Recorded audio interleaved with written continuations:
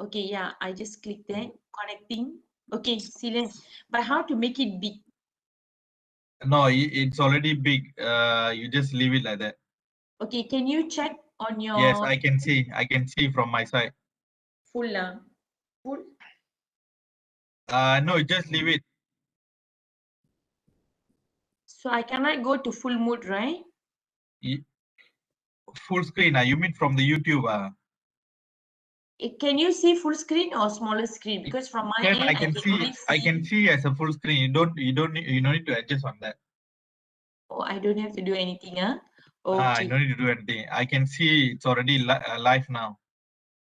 okay, beautiful, beautiful. You can see nicely, right? Okay, I'm going to Yeah, pause. yes, very nice, very nice. I can send you the screenshot in the WebEx. You can check your WebEx. I just send screenshot. Screenshot, huh? Hmm. Okay, awesome. Looks really nice. Carlos, thank you so much for the testing. Sure, Please, sure. we have like 8 more minutes if you want to step out for a while and come back, Okay. water or something. Yeah? Okay? Okay, sure. Yeah, yeah, yeah. Yeah, yeah. Thank you. Thank you. I mean, I do have a Coke here, so Okay, okay. Yeah. I think I am all set actually.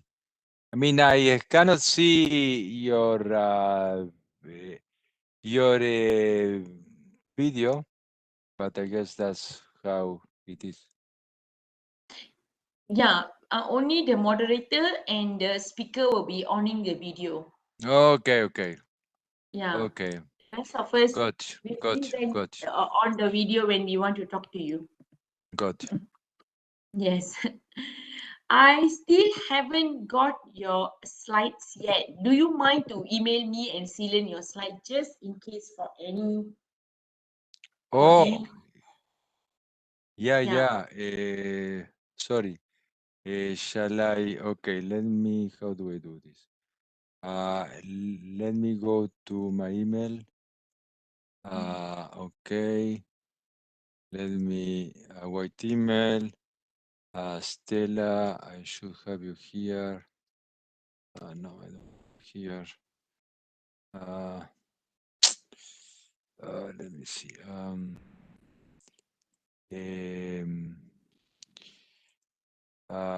Let me see. So I'm gonna go to my sent. No, to my sent platform.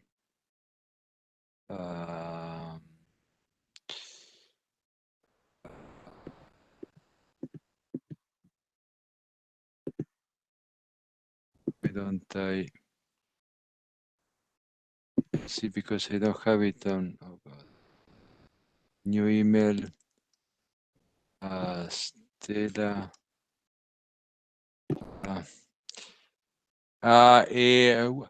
What is your email, Stella, please? Stella.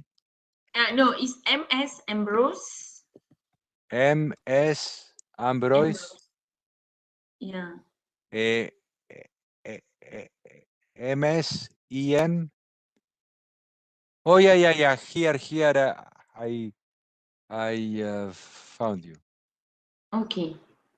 Okay, so let me just look for the file, and I'll send it right away.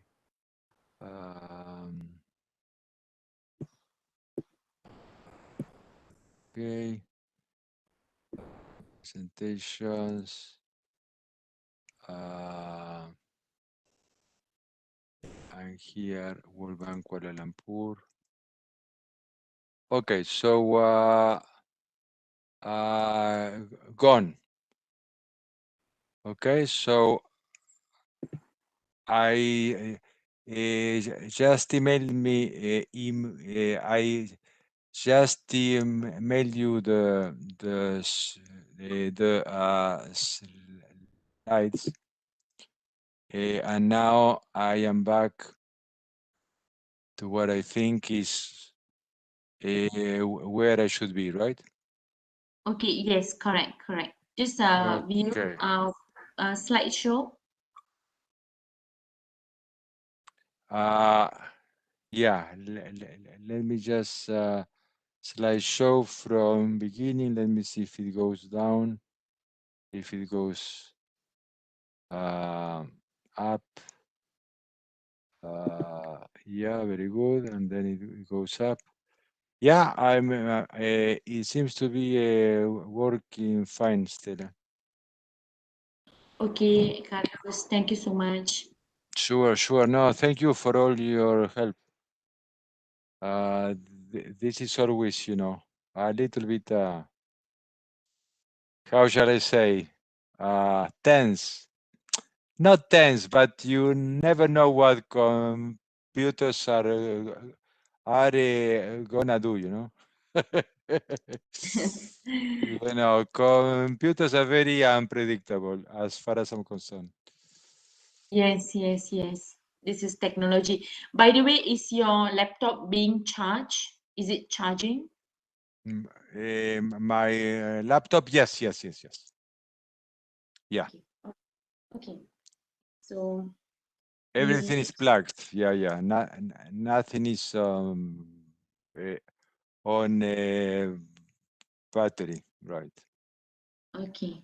Yeah, yeah. No, it's a very bad idea to have anything on battery because you never know when the battery is gonna give up on you. So, All right, uh, Carlos. Thank you so much for being patient with me and no, Silen. sure, sure. All the best for the presentation, yeah? Thank you. Thank you, Stella.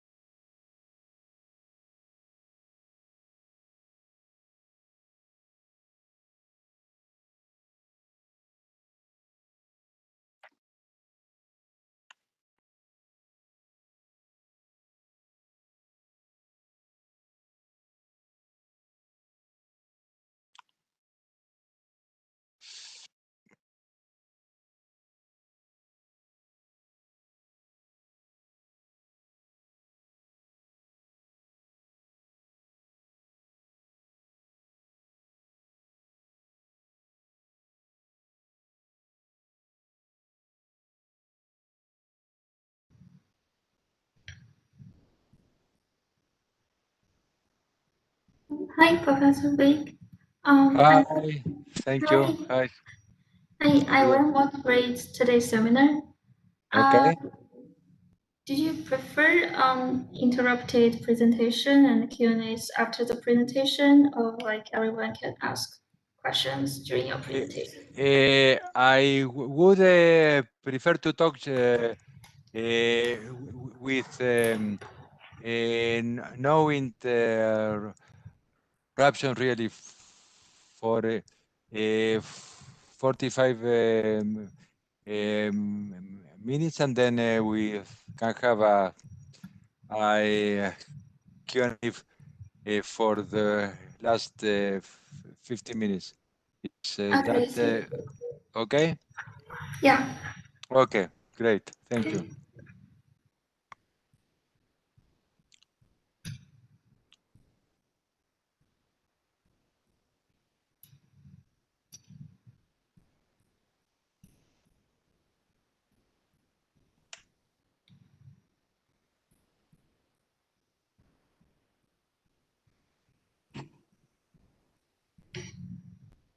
I think we can start. Good morning. Welcome everyone to our World Bank Research Seminar in Kuala Lumpur. Today we are happy to have Carlos Vegh with us. So Professor Vegh is now the Fred Anderson Professor of International Economics at the Johns Hopkins University and a research associate at the NBER and Brookings Institute. He was the World Bank chief economist for Latin America and the Caribbean in 2017 to 2019. So his main research fields lie in monetary and fiscal policies with a focus on developing and emerging countries. He has published extensively in the leading academic journals. So today he will present a joint work physical procyclicality and the asset market incompleteness. We will have an uninterrupted presentation for 45 minutes and a Q&A session afterwards. Okay. Thank you, Kao. Let me just say that I am very, very happy to be here. The title of this paper, as you can see, is Fiscal Procyclicality and Asset Marketing Completeness. And this is joint work with Andres Fernandez of the Central Bank of Chile, Daniel Guzman of the Central Bank of Chile, and Rui Lama from the IMF. Okay, so let me just first talk about the motivation behind this paper. And the motivation behind this paper is what I call the curious case of pro-cyclical fiscal policy in the developing countries, and you'll see why I like to call it that way. But before we go further, I'd like to make sure that we are on the same page and that by pro-cyclical fiscal policy, we mean expansionary fiscal policy in good times and contractionary fiscal policy in bad times. So basically, pro-cyclical fiscal policy means that you are amplifying the underlying business cycle. Okay, so as I'm gonna show you in a couple of slides, there is ample evidence that government spending is counter-cyclical in industrial countries, but it is pro-cyclical in the developing countries. This has been a very robust empirical finding in the last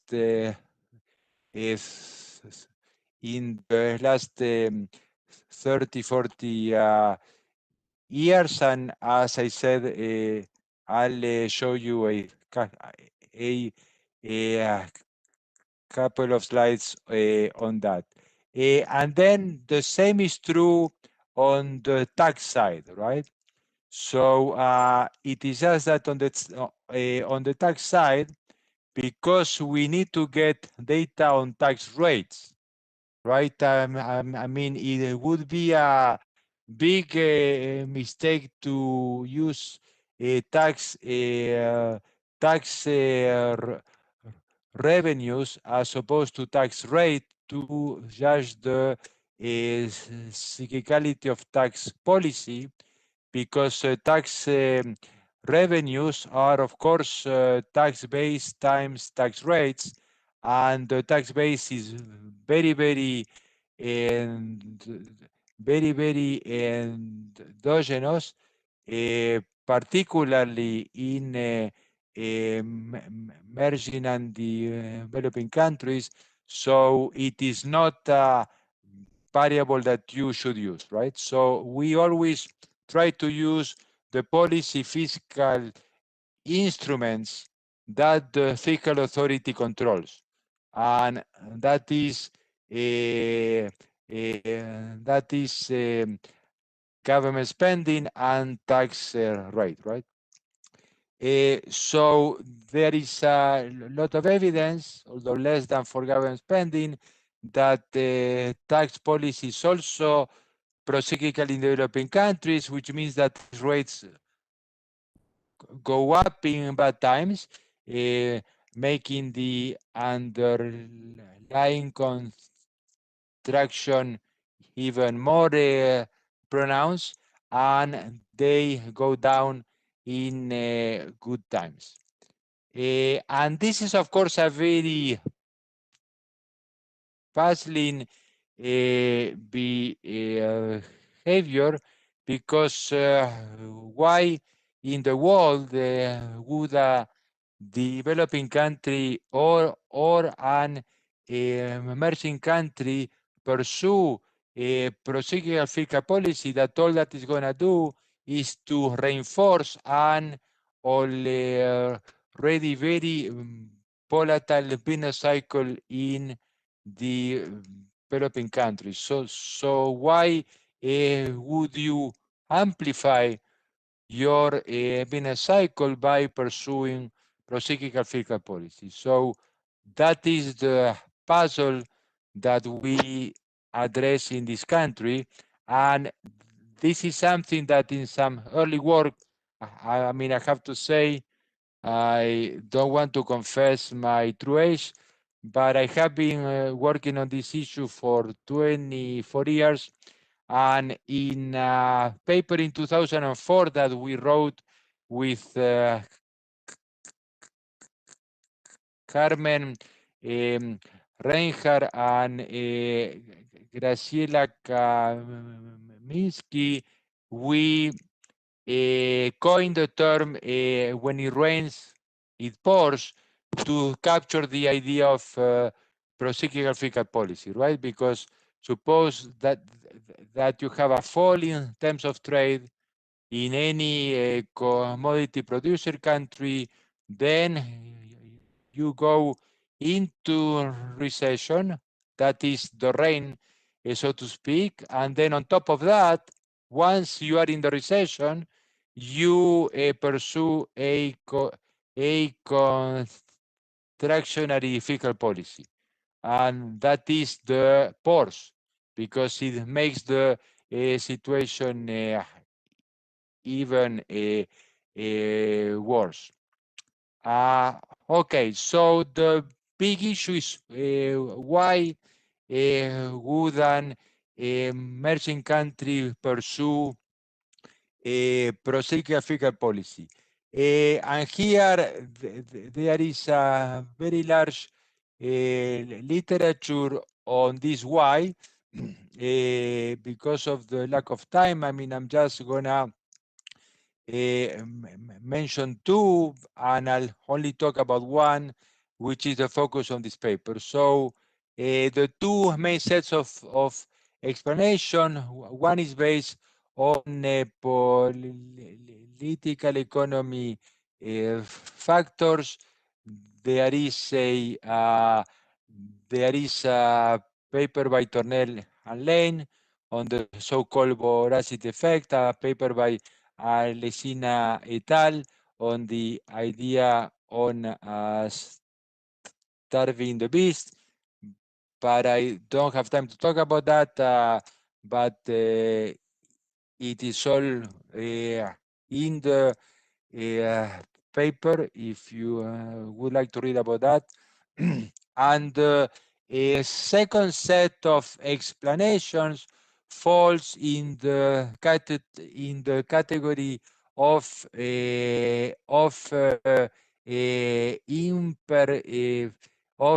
imperfections in international capital markets, right? So here, just to name a few, we have a paper that introduces sovereign default risk and can explain procyclical fiscal policy. We have another paper that introduces limited commitment and can also explain procyclical fiscal policy, but these are very complicated model, right? I mean, to introduce sovereign default risk is not trivial. To introduce a limited commitment is not trivial. So the question that we wanted to ask is this, like, go back to basics kind of approach and ask us, what about a standard model whose only imperfection is to have incomplete asset markets, which is, as you know, the simplest asset market friction, right? This simply means that you have a risk-free bond. It is not a state contingent bond, so that means that you cannot insure. But it is the simplest imperfection that you can introduce in an RBC type of model. So our question is really, are incomplete asset markets the simplest asset market friction that one can come up with sufficient to generate procyclical fiscal policy both on the spending and taxation side?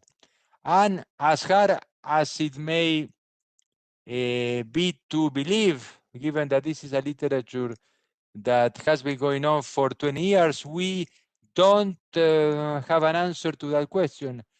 And actually, there has been people like Professor Quadra here that he has argued that incomplete asset market cannot, I repeat, cannot generate tax cyclicality, and we are gonna show that that is not the case. Okay, and we are gonna try to seek to answer this question both with some theory, with a very simple static model, and then a DIGE model, and some empirical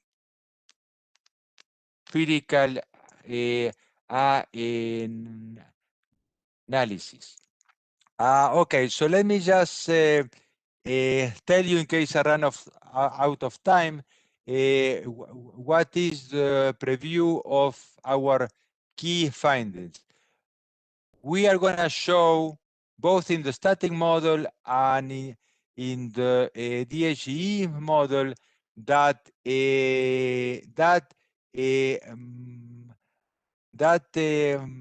market incompleteness is sufficient in a Ramsey optimal fiscal policy setup to generate procyclicality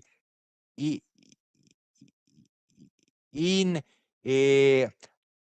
government spending, but that the same is not true for tax rate. And this is this is a novel result. And actually what we are going to show is that tax rates can be counter-cyclical, acyclical, or pro-cyclical, depending on how the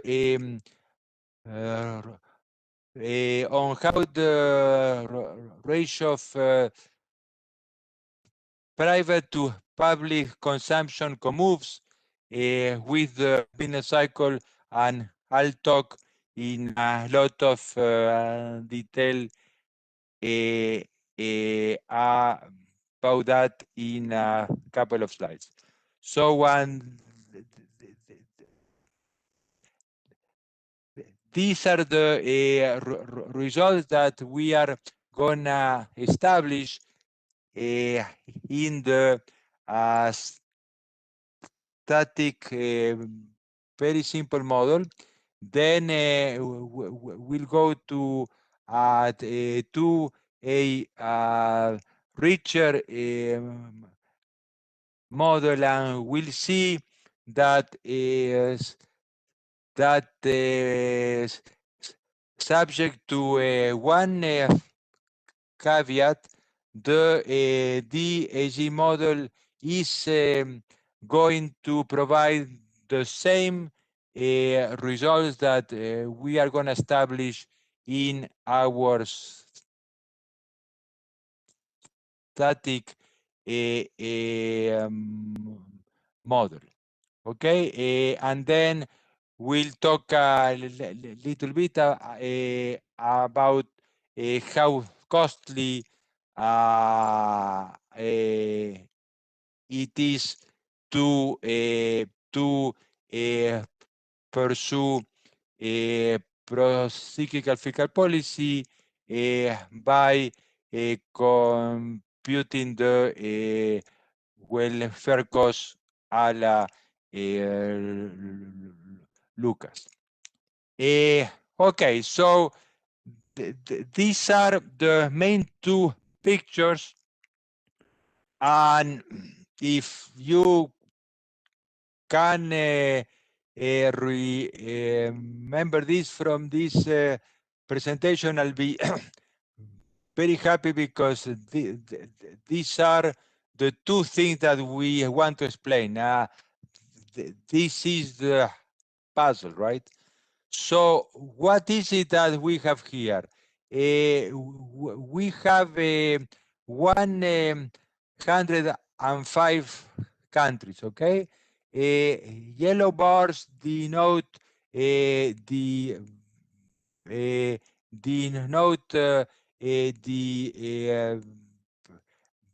developing countries, and black bars denote in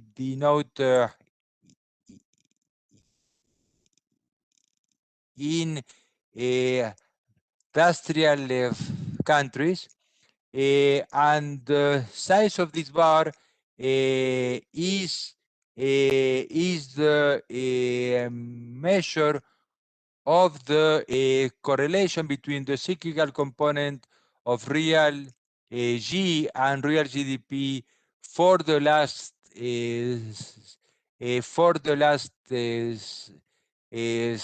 60 years.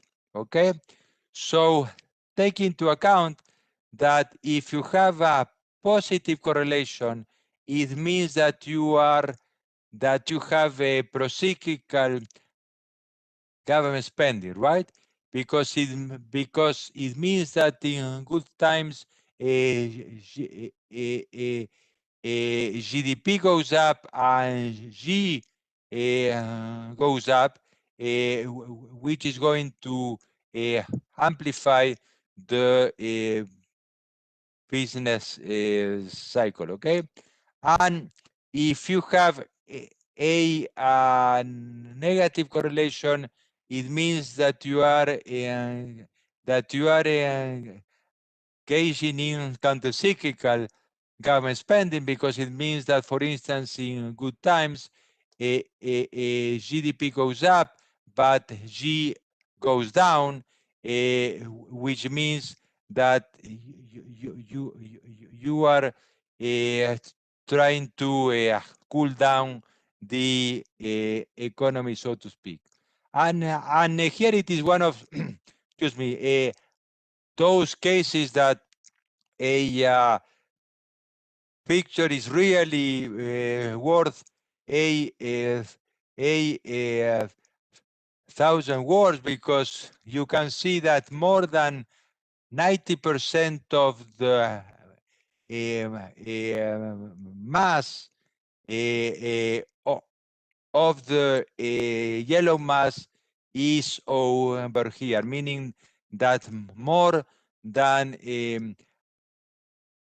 90% of the developing and emerging countries have been procyclical during the last 60 years. And by and large, most of the industrial countries have been counter cyclical. Okay, and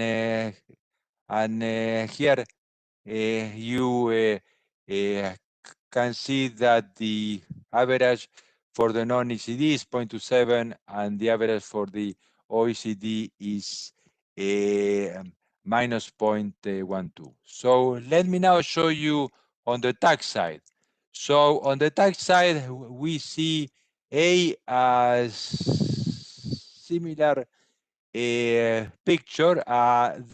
This is based again on tax rates, because that is the policy instrument of the fiscal authority.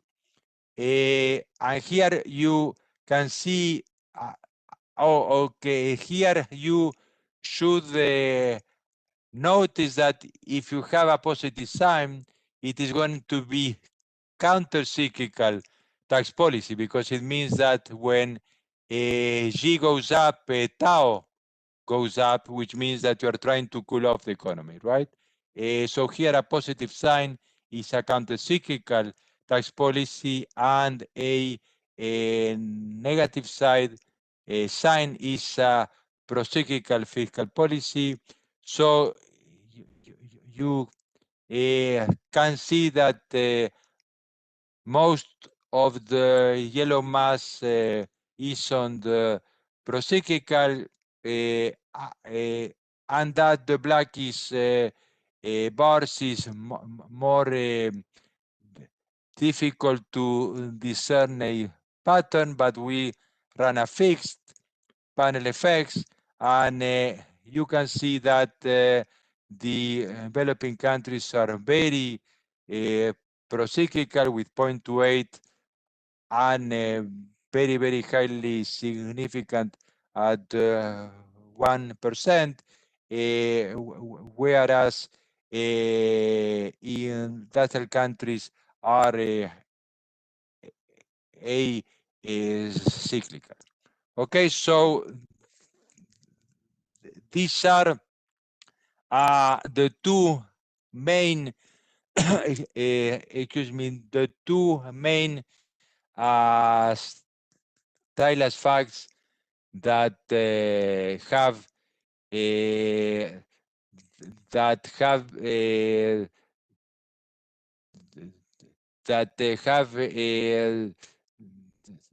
driven all this fiscal cyclicality literature. So now let me go very quickly to the static model, because this is going to show you the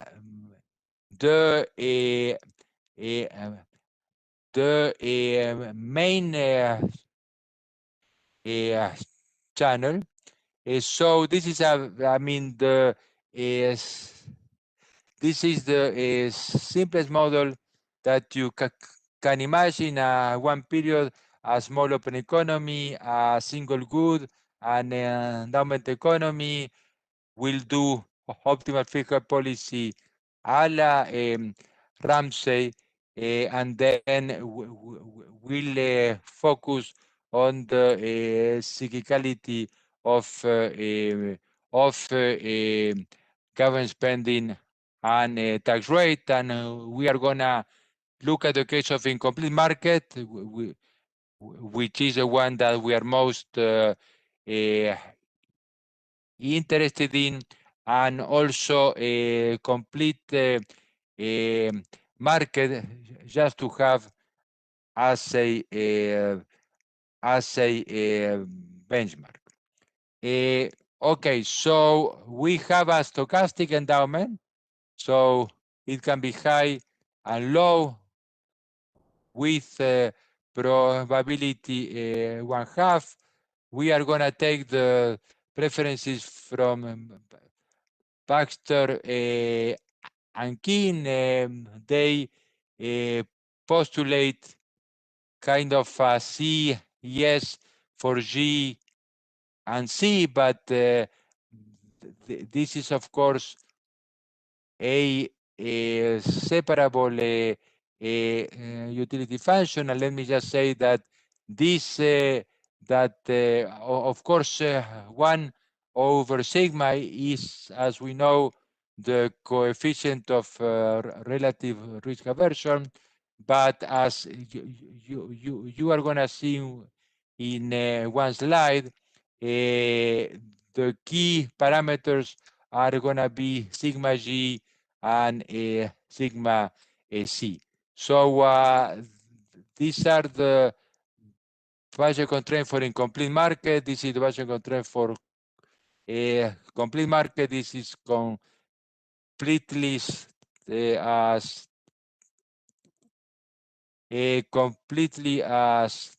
standard. So what are the results of the static model? Well, I mean, this is not a surprise, and that is why this is our benchmark. Under a complete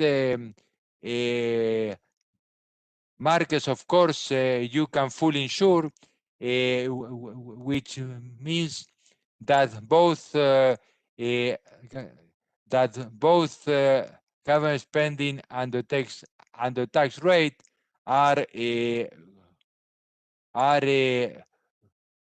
gonna be is cyclical, meaning that G is gonna be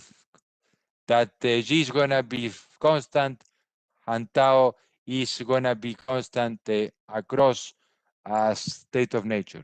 But here come perhaps the most important result, and this is a new result, that under incomplete markets, government spending is always pro-cyclical. Okay, fine.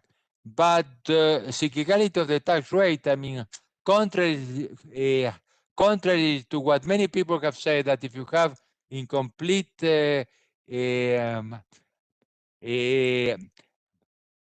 markets, tax policy is going to be pro-cyclical, that is simply wrong.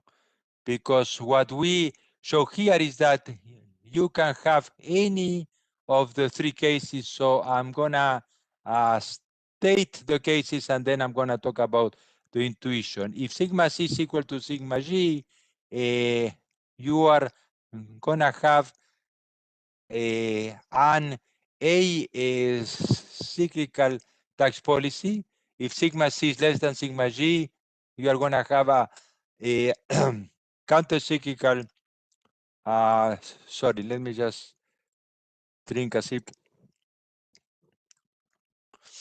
Okay, sorry about that. So if sigma C is less than sigma G, then your tax policy is gonna be countercyclical, and if sigma C is bigger than sigma G, it is going to be pro-cyclical, right? And the cyclicality of the tax rate is defined as the log of the tax rate in the high state of nature and the tax rate in the lowest state of nature. So let me talk about the intuition very quickly.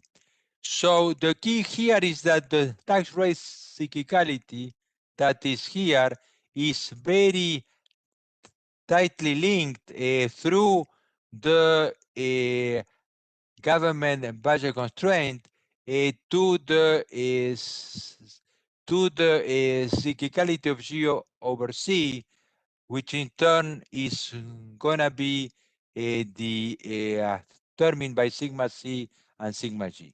So suppose that sigma C and sigma G is the same. This you should think in terms that the consumer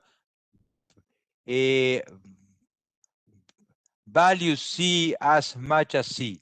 So G over C is going to be the same across states of nature. And G is what you need to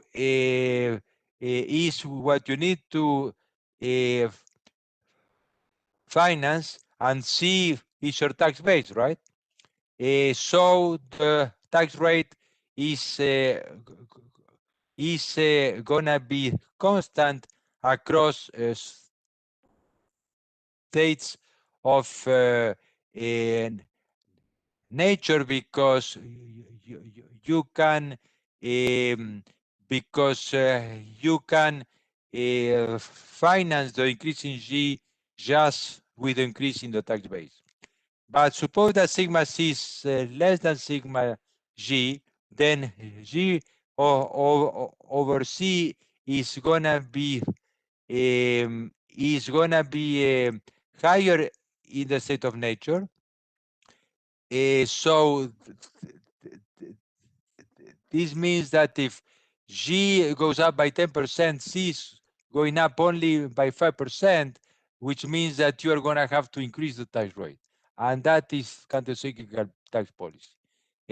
And then the final case is that if you prefer C over G, G over C is going to be lower in the good state of nature.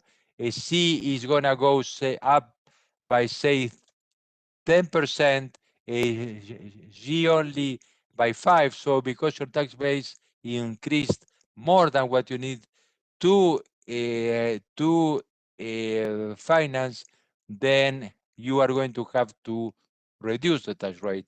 And this is the procyclical tax policy. And we are going to call this the consumption preference channel, because this depend on you liking more private consumption than public consumption. And this we are gonna be able to trace back to, as I'll show you in a couple of slides, to the ratio of public over private consumption. Okay, so here I'm gonna have to speed up, but this was very important. So now what we do here is to write down a dynamic small general equilibrium model, the DSGE, and this is going to be simply a dynamic infinite horizon setting with an endogenous production. And here the main thing to keep in mind, and if you keep this in mind, I think that all is going to be very clear, is that because this is a dynamic model,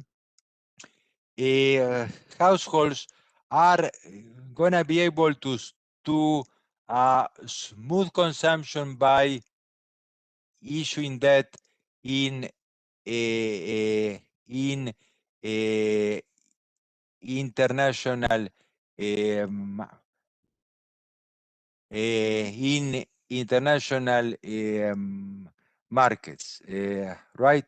So the important thing is that this is going to introduce in the picture a second channel in addition to the consumption preference channel that we isolated in the static model, and this new channel is gonna be called the consumption smoothing channel. And the important thing of the smoothing of the consumption smoothing channel is that it could potentially offset the first channel. Why? Because suppose that you have a positive shock, a positive TFP shock. I mean, your consumption is not going up by as much as it would in the static model, in which you cannot consumption smooth. So C is not so C meaning consumption is not gonna go up by as much, which means that you don't need to which means that you don't need to reduce the tax rate so much, meaning that you are not going to be as pro-cyclical as in the static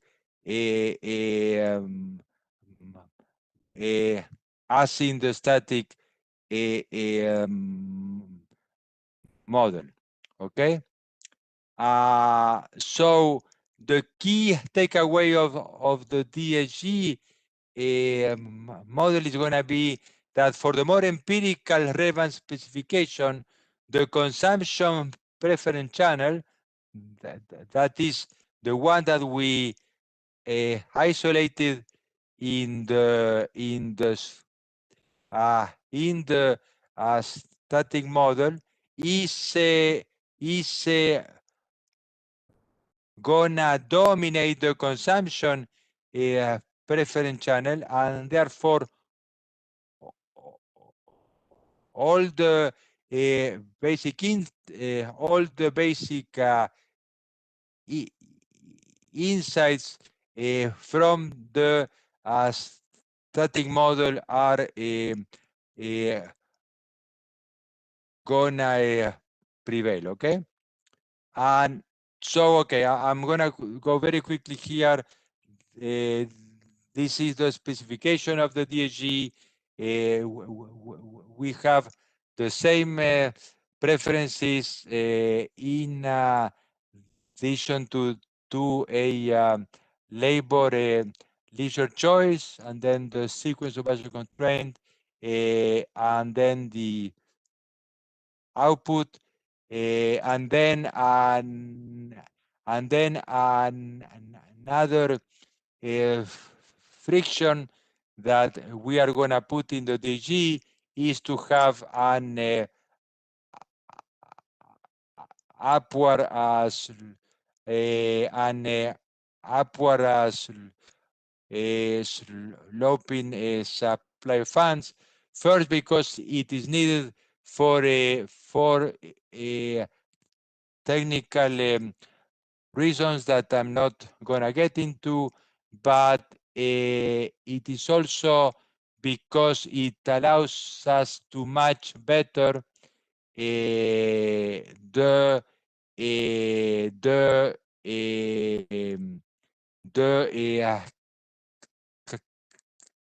calibrated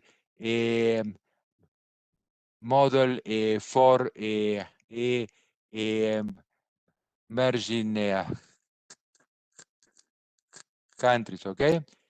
So the more, so I'm gonna skip this, but the idea is here, the more you borrow the more you borrow from international markets, the more you have to pay your international creditor, okay? So this is the calibration. The only thing I'm going to say here is that we are gonna fix, I mean, we could do it in many other ways, but because we know that the relationship between these parameters is important, we are gonna fix sigma C equal to 1, and then we are gonna vary sigma G for values smaller and bigger than 1.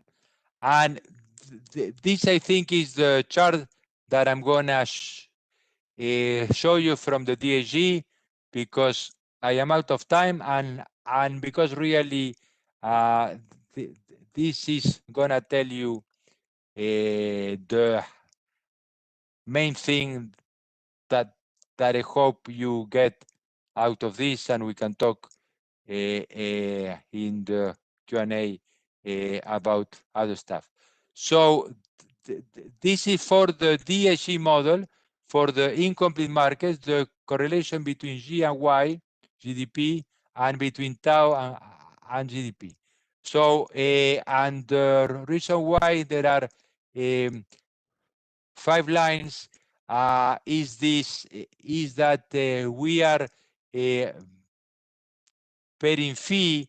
That is the guy that is gonna determine the steepness of the upward sloping supply fund, right? So if you are at 2.8, I mean, that is very steep. It is very costly to borrow to smooth consumption. So you are not gonna do much much borrowing. If it is 0.001,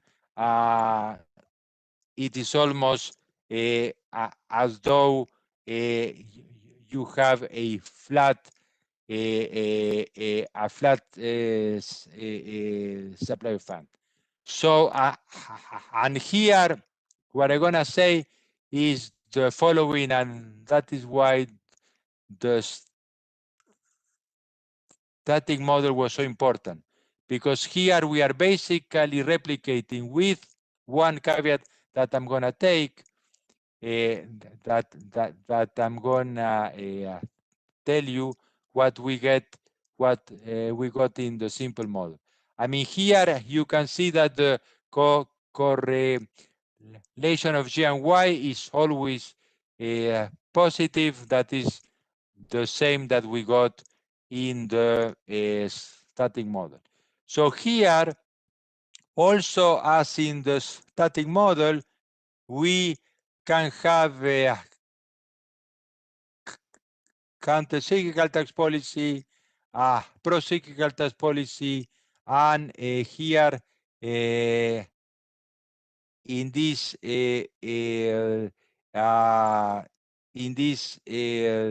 zeros, we will have a cyclical tax policy. So just look at the 2.8, which is the red. This is, I mean, it is so costly to borrow that it is almost as you are in financial autarky. So not surprisingly, we get the same result as in the static model that the key point is when the two elasticities are equal to 1, that is when you switch from being pro-cyclical to counter-cyclical. So same result, even though this is a much more complicated or richer model. And then just to complete this is that, you know, these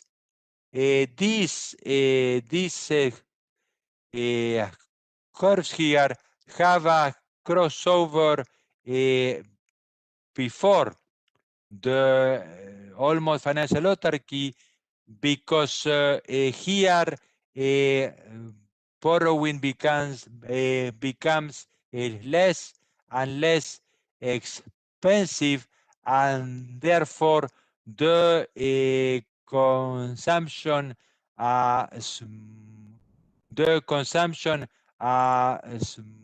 smoothing effect begins to play a role, and the role is simply to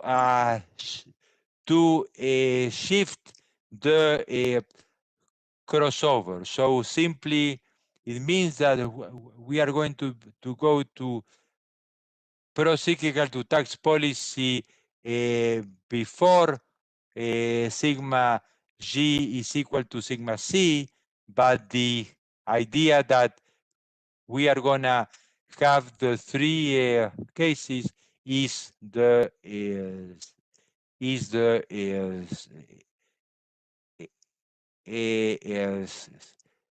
same. Okay, so even though the model is much more complicated, same is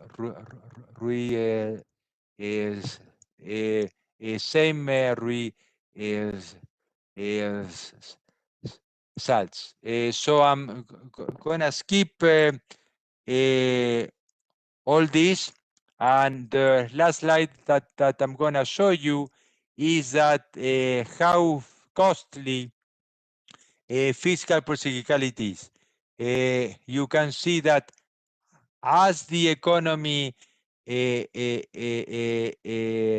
becomes, as the upward sloping supply of fund becomes steeper, then the procyclicality of G goes up, the procyclicality of tau also goes up, of course, in absolute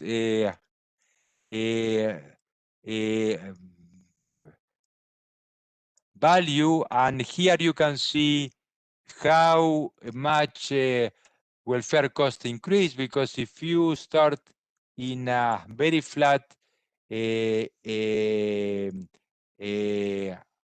upward sloping supply fund, you are here, and then as you get to say 0.5, which is not a lot, your welfare cost has have become already twice as much. So it is very, very costly to pursue pro-cyclical fiscal policy. So I'm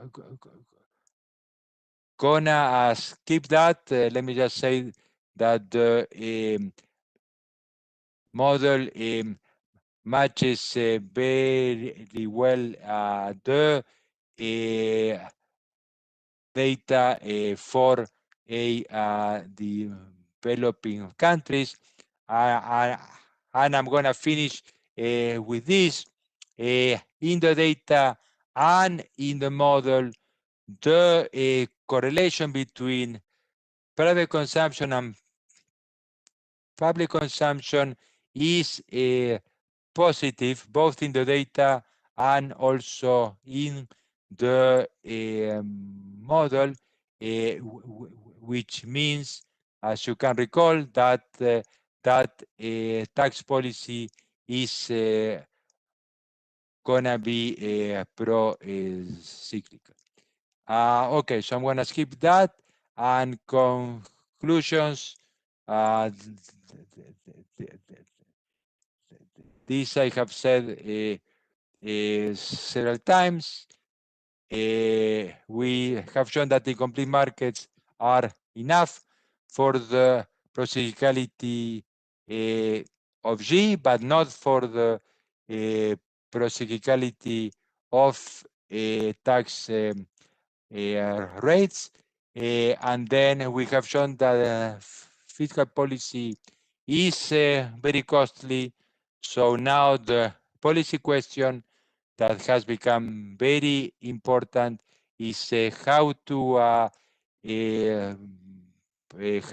avoid this. And as you know, in particular in Latin America, but also in other regions of the world, many fiscal authority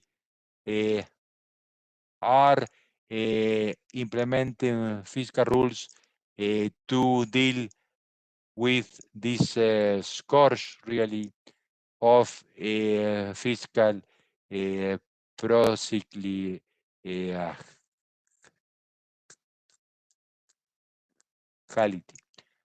So thank you so much.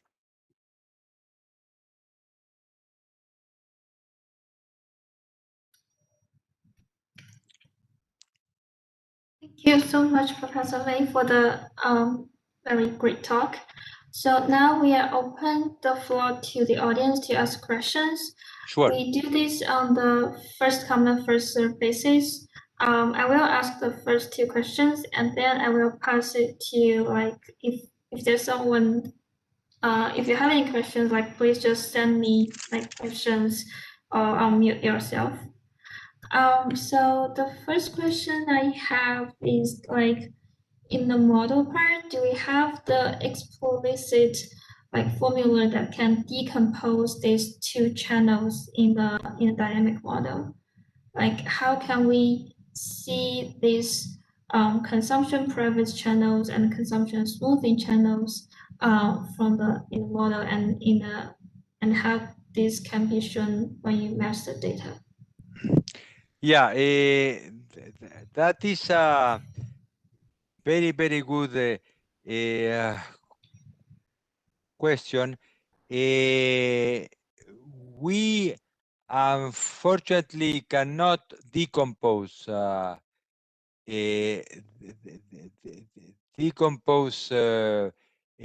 two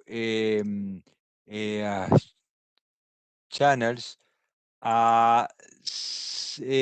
simply because the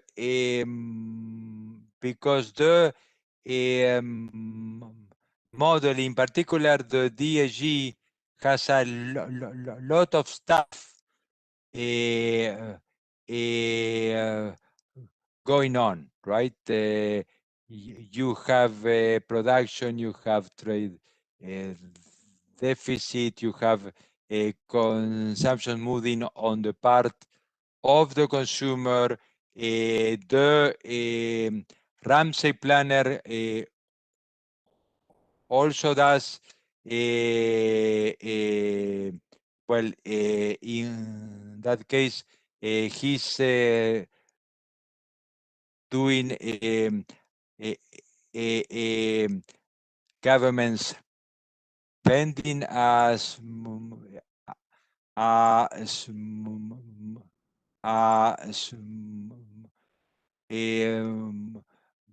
moving. So it would be a great food for thought, but so far we haven't been able to separate the two channels. What we can say is that we can see them both in the sense, you know, that we can see that the consumption preference channel is a force towards procyclicality. The cons, the cons, the cons, the consumption as moving channel is a force towards countercyclicality, but we could not establish, for instance, what is the size of each uh, of each uh, uh, channel. Yeah. Thank you so much.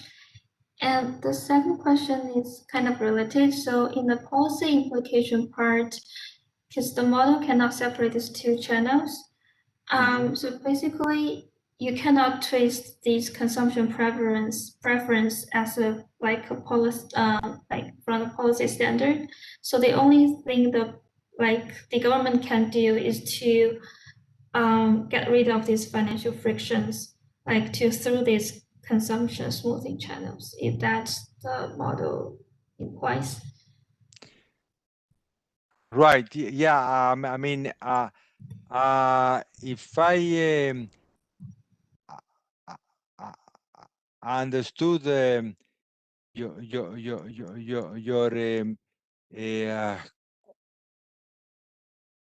question here, what the fiscal authority can do, and that is what and that is the policy recommendation that will come from this model in particular, is to try to have as big as as big a consumption as moving channel as it can, right? And for that, what it could do in principle is to try to have a flatter upward as sloping supply funds, right? That, I mean, even though here we take it as an exogenous parameter, in practice, as you can imagine, that reflects how good payer you happen to be in international credit market, right? So if you are an so if you are an investment grade country, your procyclicality of fiscal policy is gonna be much less than if you are below investment below investment grade, right? So that is the kind of thing that the governments can do. Yeah. Thank you. Next is Norman. He has a couple of questions. Good morning, everyone in Kuala Lumpur, in Asia, and Hello, Carlos. Good to see you again. Hi. Thank you. Thank you very Good to much see for you. Sure. your presentation. It's so rich, and I'm sure that everyone here is motivated to go and read the paper. And I have two questions. One very Sure. practical, and the second is more about the model. The practical question is whether developing countries are in fact becoming less procyclical. You showed us evidence that covers a span of 50 years, with very compelling evidence that, in fact, developing countries are procyclical. But I wonder if this degree of procyclicality is decreasing, and in fact, in some countries have become from procyclical to countercyclical, and if this is related to incomplete markets. That is, whether as these markets are being completed, so to speak, then the degree of procyclicality becomes lower. So this is an empirical question that maybe you have studied that, or if not, it would be interesting to check. And let me just pose the second question. The second is in regards to the finding that government spending is always procyclical in the presence of incomplete markets. You gave us lots of intuition for the tax rates and how, whether or not they are procyclical under certain conditions. But you didn't give us much intuition about this very striking finding that government spending is always procyclical in the presence of incomplete markets. And if you can tell us a bit about this, let me just motivate the question by the following example.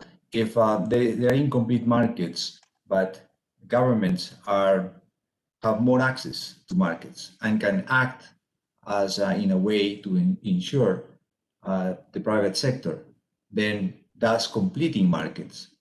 Therefore, we could, in that scenario, might expect that governments would act countercyclically because they are acting as a way of providing insurance to the private sector. So there must be something in the model.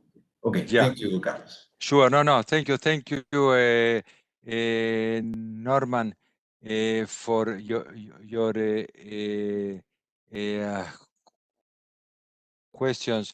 So on the first question, yes. I mean, the short answer is yes, and we have a paper with Jeff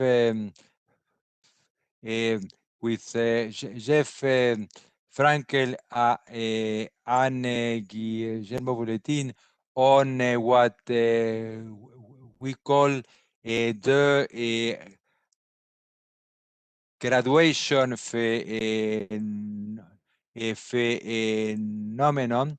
And there what we show is that if you split the sample, I think that we split it in 2013 or 2012, you have basically 1/3 of the developing countries that used to be procyclical before 2012 have switched to being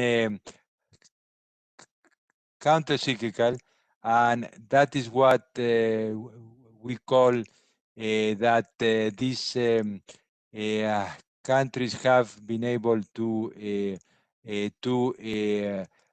graduate. Okay, so yes, and then also we are very important episode that has happened in the last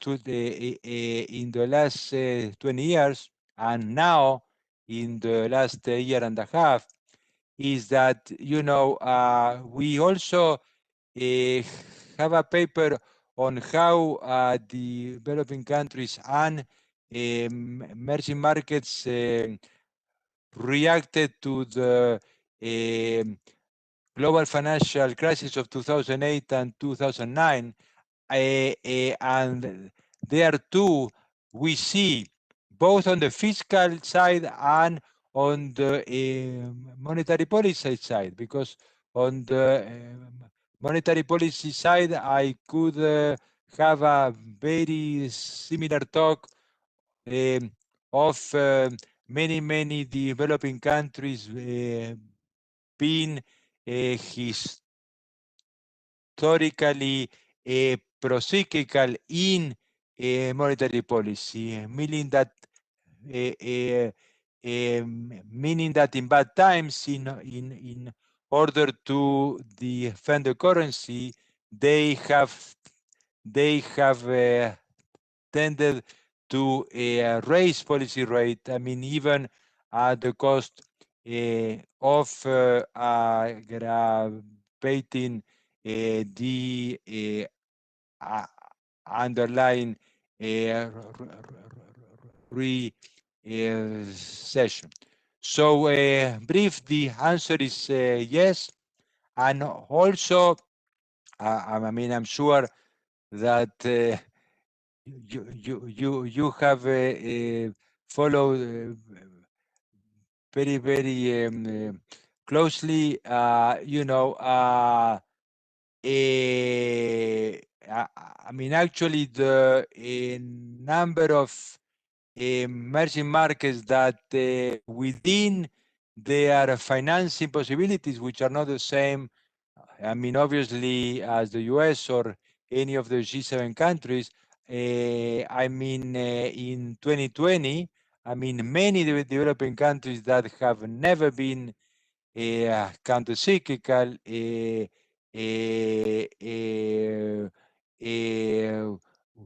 were countercyclical. So there is no doubt that this has percolated to the policy makers in very various ways, and now a lot of policymakers following the example of Chile are implementing fiscal rules that are making fiscal policy much less procyclicality. Yeah, so just to finish the response, I mean, this, even though you can present, and it's very nice to see the 60 years to be the historical blueprint of these countries, it is very much the case that we, meaning the emerging countries, have done a lot of progress in terms of being able to switch from pro to counter cyclical. So that is very good news. And then briefly on the government spending, the reason why I didn't talk too much about government spending, because government spending, to make it counter-cyclical, you have to change the model to a more to a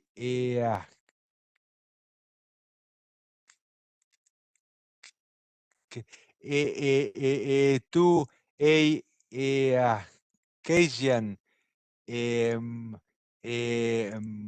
model, because in this type of neoclassical models, you cannot generate a counter-cyclical government spending as a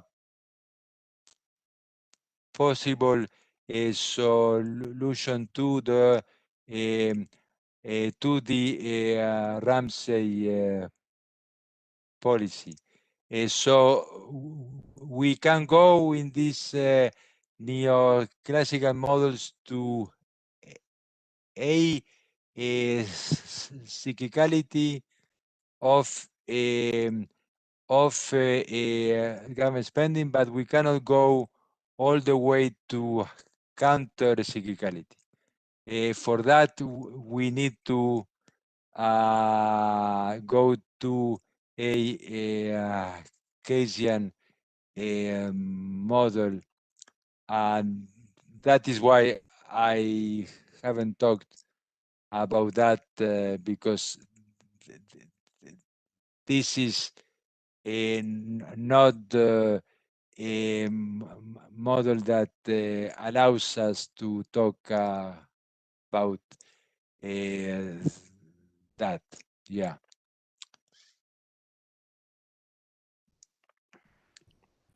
Thank you. And next is Augustine. Morning, everyone in Kuala Lumpur, and good night in DC. Carlos, thanks a lot for Sure. your Thank time. you. I have a question about how should we interpret your result. So can we say that the preference of private consumption over public consumption rationalize the procyclicality in tax rates? And if this is the case, I think that comparing advanced countries in Europe, for example, with Latin American countries, I think it's a good story for this.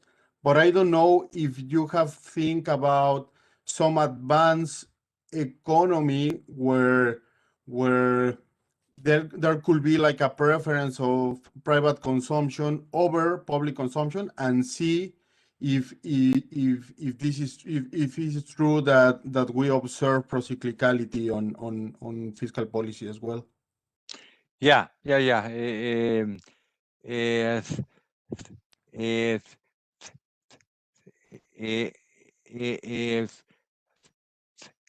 Thank you for that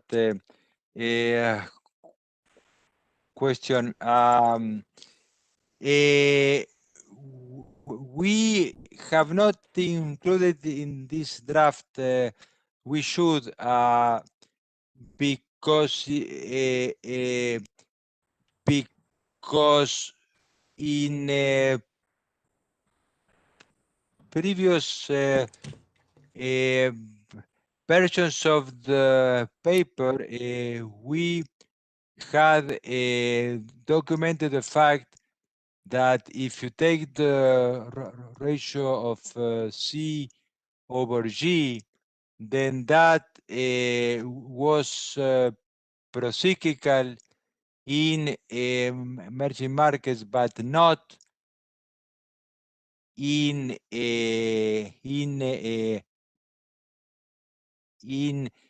industrial countries. And the intuition is that, as we know, consumption, at this we know from the basic RBC literature from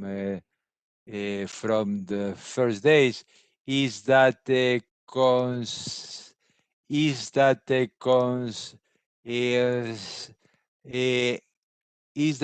consumption volatility in emerging markets is about 3 times as high as in industrial countries. So that is why the C over G ratio tends to behave very differently in emerging markets than in industrial countries. But that is a good point in the sense that I think that we should re-put that in the paper because because it is an important point. But that is what we have found, that because of the very high volatility of C, C over G is procyclical in emerging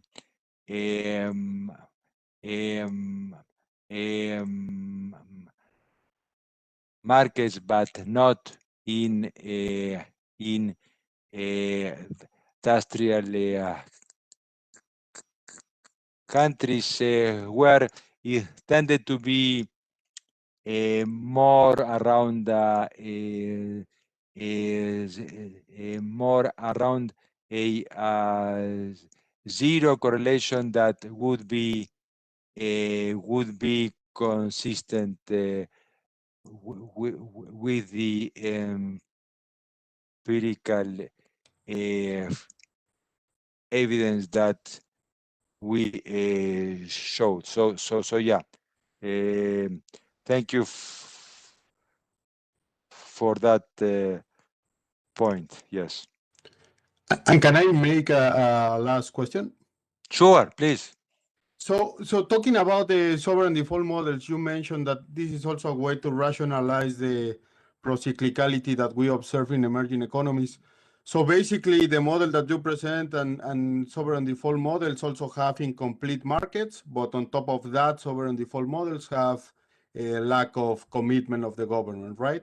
So my question is, do you think that if we add this preference, this consumption preference channel, we can all to a sovereign default model, as in Arellano 2008, for example, we can also replicate this result about the procyclicality of tax rates? That is a good question. I am not sure because those models, in particular the one by Quadretal that I know the best, the way that they get procyclicality in the bad times is simply because you cannot borrow, right? Because you are about to default or you default or whatever the case may be.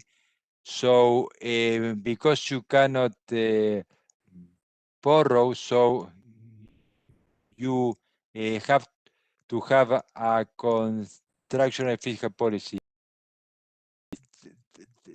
These are, in some sense, slightly different kind of models that also lead to a different way of thinking, because these are models of what I would call a crisis, right? Because in, for instance, the paper by Quadratol, I mean, when you are about to default, you are in a crisis, right? So you don't have any choice but to cut spending and raise taxes. So the reason for the procyclicality in bad times, I don't even know if they get procyclicality in good times. I am trying to remember now, and I don't think, because their idea is more to how shall I say, to rationalize the contractual fiscal policy, because you have a sovereign debt crisis. You see, so it's really so it is really a different way of attacking the problem, and I am not even sure if we could put this into their model, because really their model is not what I would call like our model, and I'm not saying it's better or worse. I mean, I'm just saying these are very different models. I mean, our model is not a model of crisis. It is a standard model of business cycle. We will, I mean, but of course we introduce Ramsey policy and so forth. The paper by Cristina and by Quadra are more sovereign debt crisis models. So, you know, it would be nice to see if they can be, in some sense, combined. But again, that was not our main goal. I mean, our main goal. I mean, you know, I mean, those can be, and I do like those papers. You know, I mean, it's not that I am criticizing them, but to me, this is like an applied theory, even though we have the DHE. I mean, me being an applied theorist, that is how I think of myself. So as an applied theory, to me, I find very interesting the question of what is the minimal formal structure that can produce some result, right? That is like the Calvo school, right? What is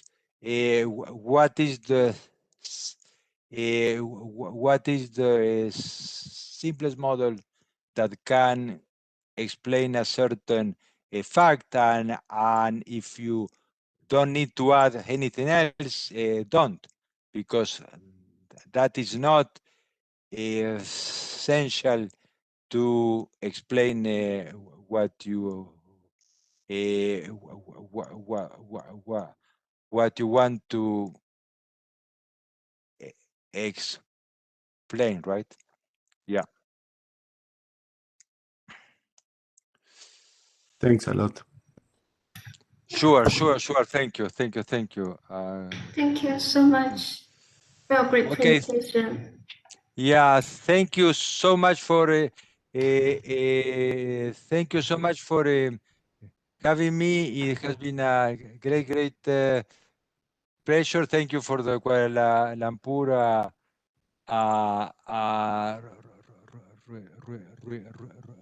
research hub for hosting me. Thank you very much, Norman. Because even though he's not in Kuala Lumpur anymore, he was the one that I was in touch, right? Normal, like in October, Right. November, something like that. So thank you so much, and I hope to see you in DC soon. Okay, so thank you Thank you. so much. Bye bye. Thank you, everyone. Thank you, Carlos. Sure. Thank you. Right. Bye Thanks bye. you. Goodbye. Thank you. Bye bye. Thank you.